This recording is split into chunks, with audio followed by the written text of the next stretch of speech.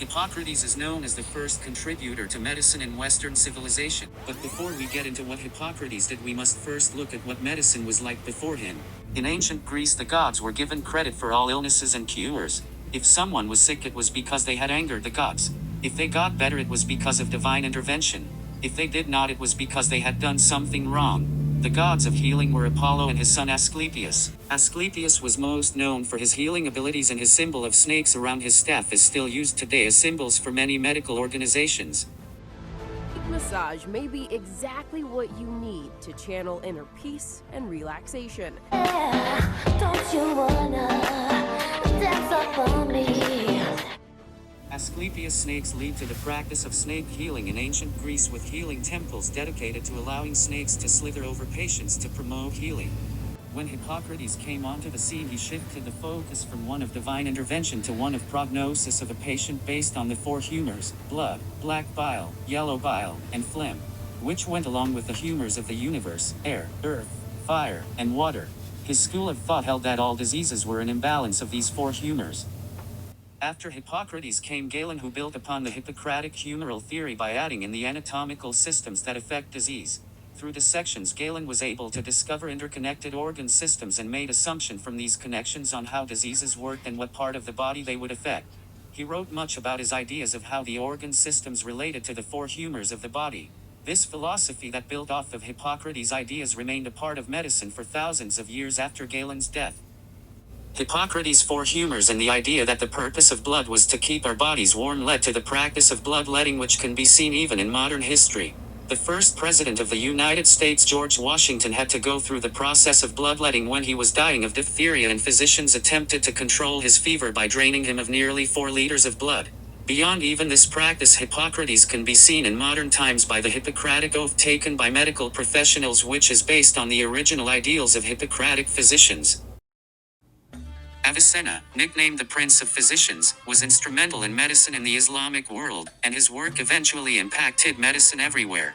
Before learning about Avicenna, we must first take a look at the Dark Ages in Western Europe, when almost no medical advancements took place.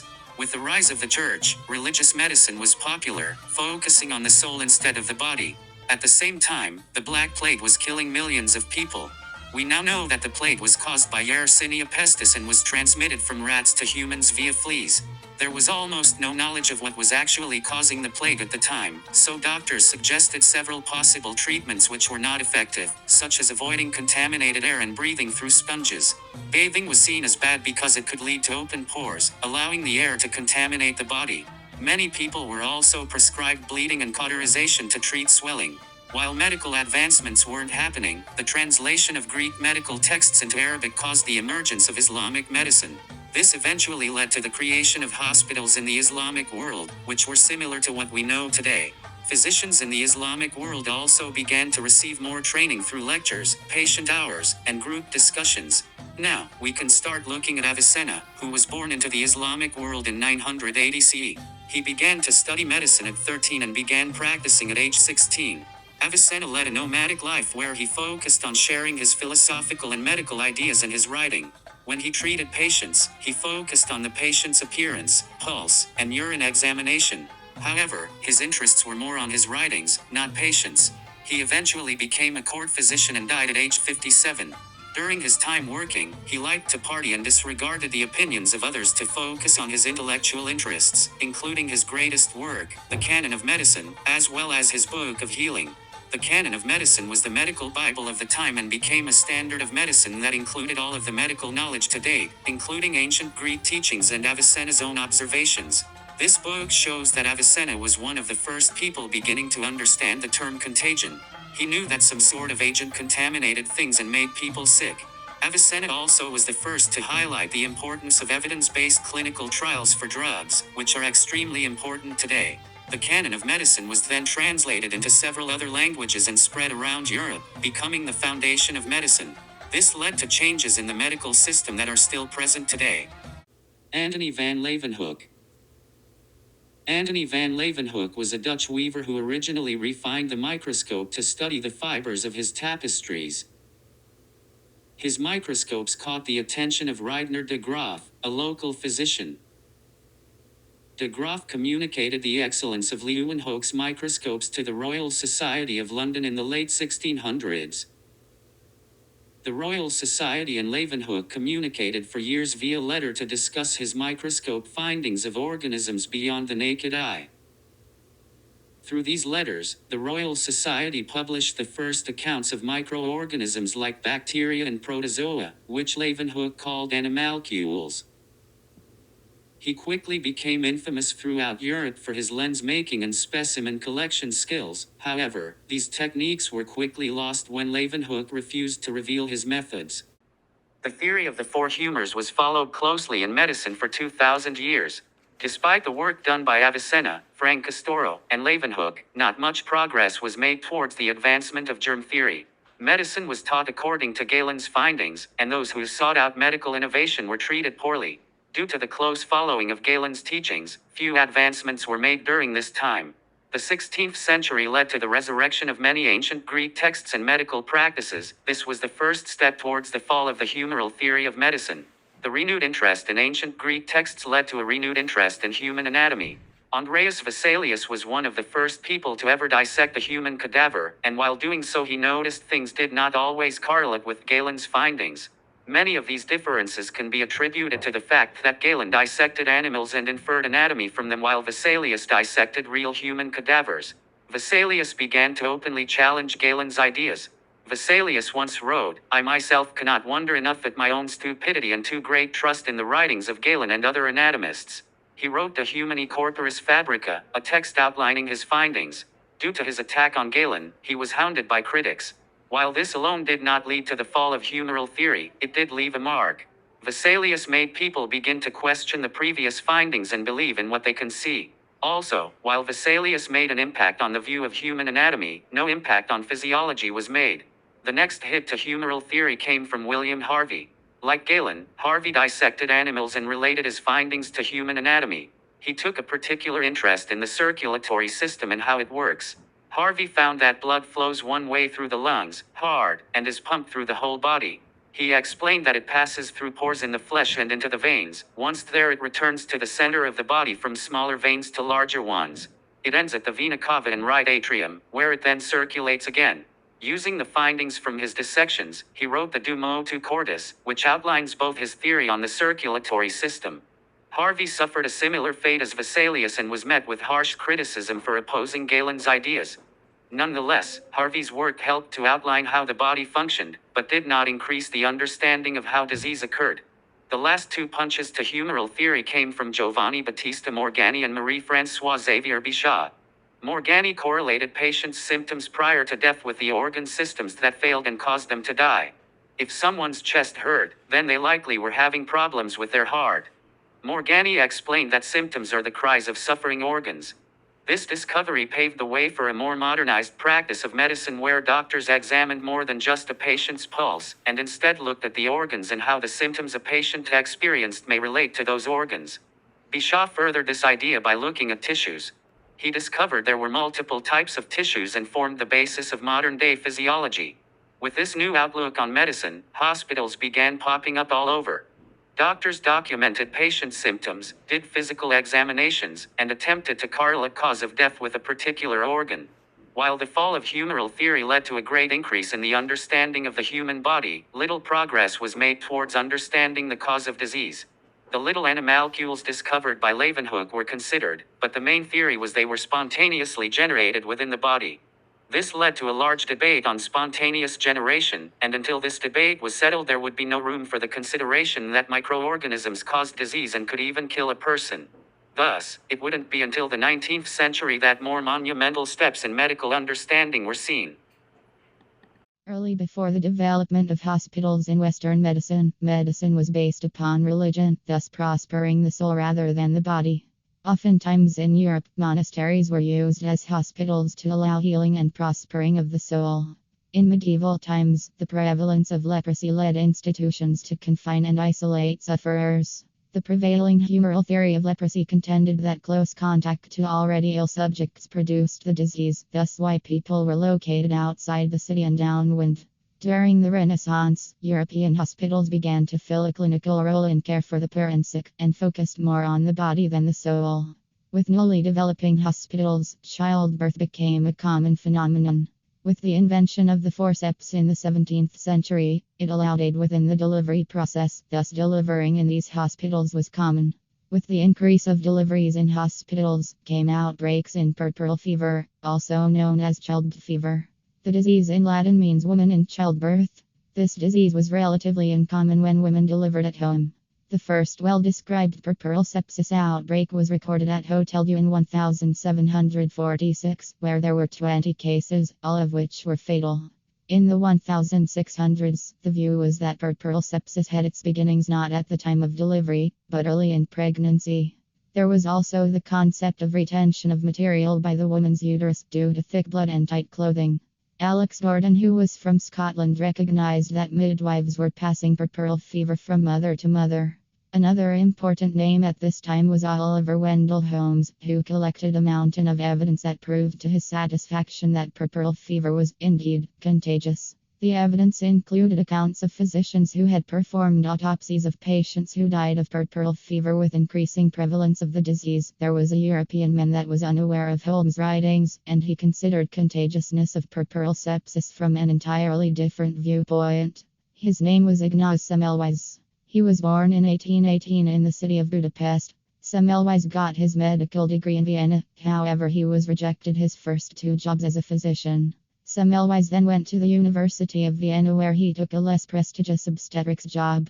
At the University of Vienna, he was upset about all of the deaths due to puerperal fever, and he wanted to do something about it. With this, he embraced pathology within the laboratory by looking in closer detail to the autopsies. In 1847, Semmelweis toppled the theory that puerperal sepsis was a disease with miasmatic causes and which only affected women.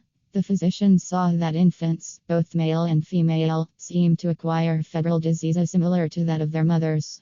On March 20, 1847, his longtime friend Jacob Kolchka died. His death followed a scalpel wound that he obtained during the dissection of the woman who died of puerperal sepsis. From the death of his close friend, he found out the contagiousness puerperal fever, and also ways to prevent it. Ways of preventing it were by ridding the student and physicians of these cadaver particles from the autopsies. Semmelweis also came up with more prevention by using chloride solutions, and that hand washing was the only intervention that was accounting for the decrease in mortality rate from the disease. Semmelweis had great contempt for those who refuted his findings. He wrote a book in 1860 called The Etiology, the Concept and the Prophylaxis of Childbed Fever. This book was not well composed, therefore it was not accepted. Finally, Semmelweis was admitted to an asylum by his wife, where he died due to infection of the chest well.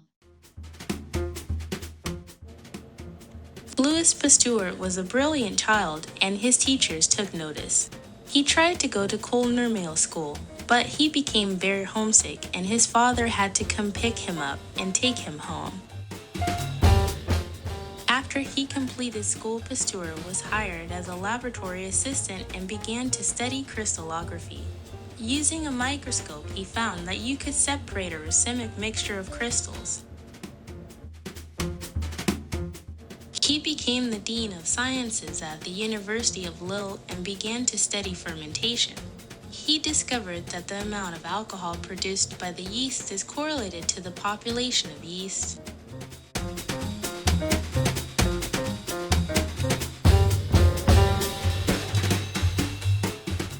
After he discovered fermentation, Pasteur began to experiment to find a temperature that would kill bacteria in the products. He discovered a temperature that killed the bacteria but did not destroy the final product. He also experimented with chemicals to see if they would kill the bacteria. Pasteur also establishes a method of sterilization using swan neck flasks. He would then crack open the flasks and grow bacteria from different places. He discovered that bacteria differ in diversity depending on location. The French government gave Pasteur money to help find the cause of disease in silkworms. He was able to identify 2 diseases, prine and flattery. After he completed this project, he published diseases of the silkworms. To Despite all his accomplishments, Pasteur did suffer several strokes, and his father and daughter died of typhoid during his silkworm research.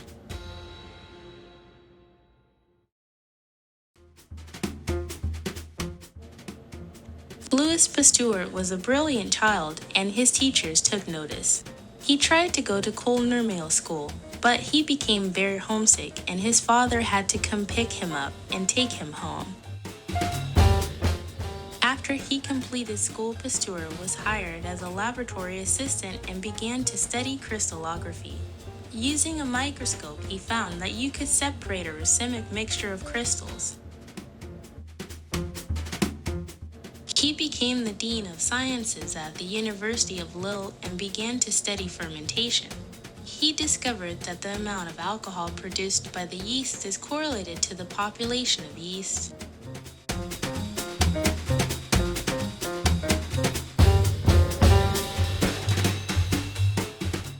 After he discovered fermentation, Pasteur began to experiment to find a temperature that would kill bacteria in the products.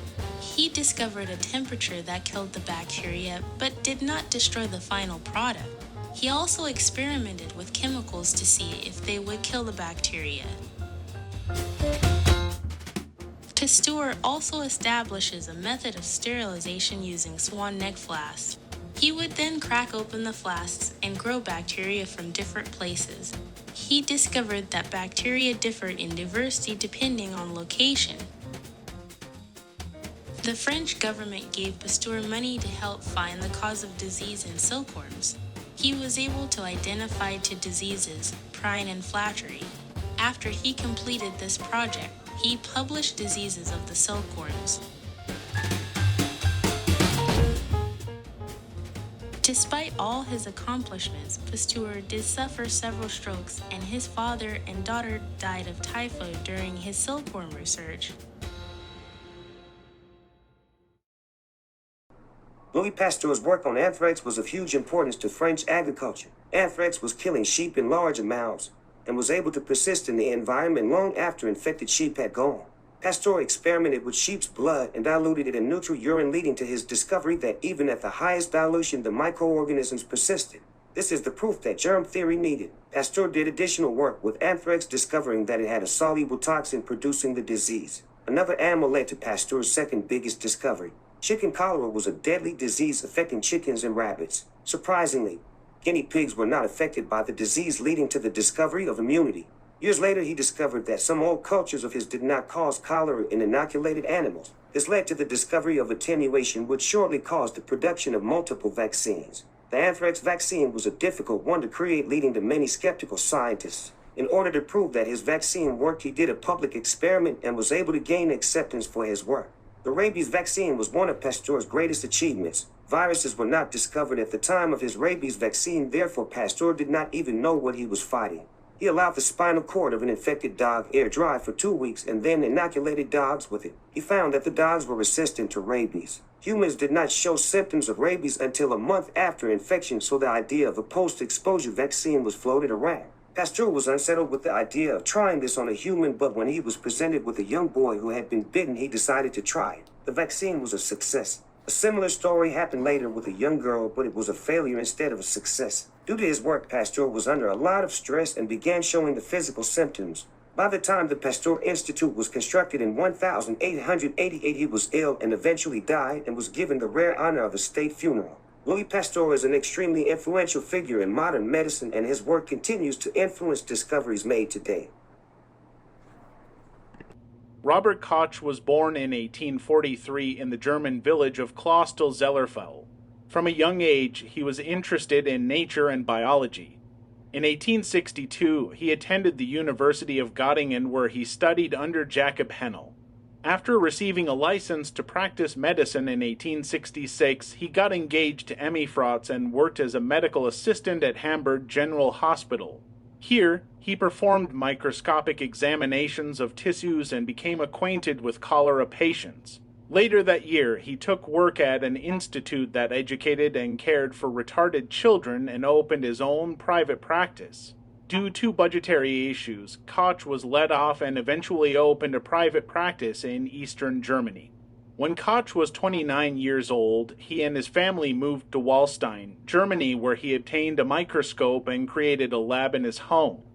Koch began to study anthrax in livestock by making initial microscopic examinations of blood from infected sheep.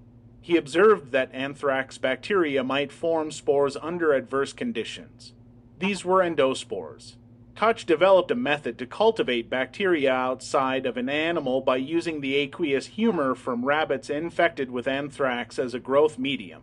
He also found the optimal growing conditions for anthrax bacteria. In his lab, he determined anthrax bacteria as the causative agent of the disease. His findings were described in his first paper entitled The Etiology of Anthrax, based on the life cycle of Bacillus anthracis. Koch eventually utilized mice models for studying anthrax, which he used slide cultures to demonstrate filamentous bacilli and spore formation. Koch collaborated with Ferdinand Kohn, a popular researcher of bacteria, and received much acclaim from him. From 1876 to 1879, Koch worked to make improvements of the light microscope. He incorporated one of the first oil immersion lenses and an IMMB condenser into the light microscope. He also adapted it to capture photographs of bacteria. On top of that, Koch managed to perfect methods for preparing, staining, imaging, and photographing bacteria. Koch moved to Berlin, who, with the help of Ferdinand Kohn, got a position in the Imperial Health Office and was working in a lab. It was here where he noticed a potato with spots of various colors. He examined these spots under a microscope and determined that the spots were various bacteria and each spot was pure. Koch and his colleagues used this concept to develop a beef broth semisolid growth medium to grow various types of bacteria.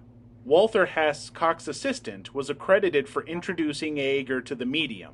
However, his wife, Fanny Hess, developed this concept too.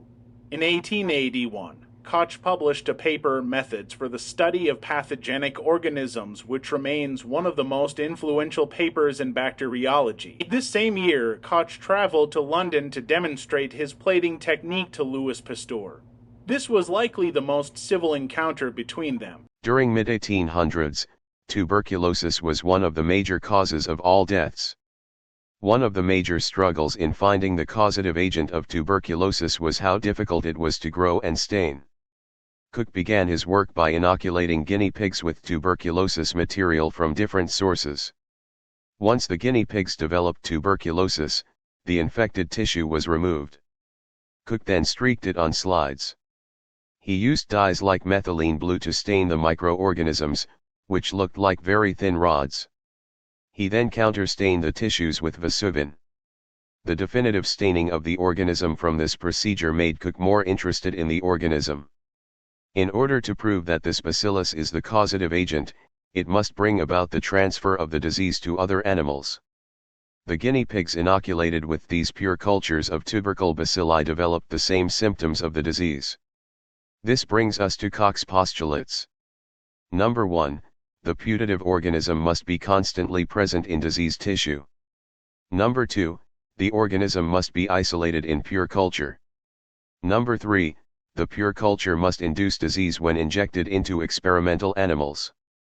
And number 4, the same organism must be isolated from these diseased animals. Koch later claimed to have the cure for tuberculosis. Koch began testing substances on humans. This substance was actually an extract of virulent tubercle bacilli that were kept in a glycerin solution. Subcutaneous injection of tuberculin produced a delayed type hypersensitivity. If the person had been infected with bacillus before, the tuberculin would cause the joint near the site of infection to swell and become tender. Koch later said that the treatment did not kill the bacteria but rather the infected tissues in humans. Initially, Koch received criticism for not sharing the nature of the remedy. Later, when he revealed it, several clinical trials were done. And overall, more patients died than were cured. Soon the furor over tuberculosis decreased, but Koch continued experimenting with it. He also continued to work on cholera and other diseases.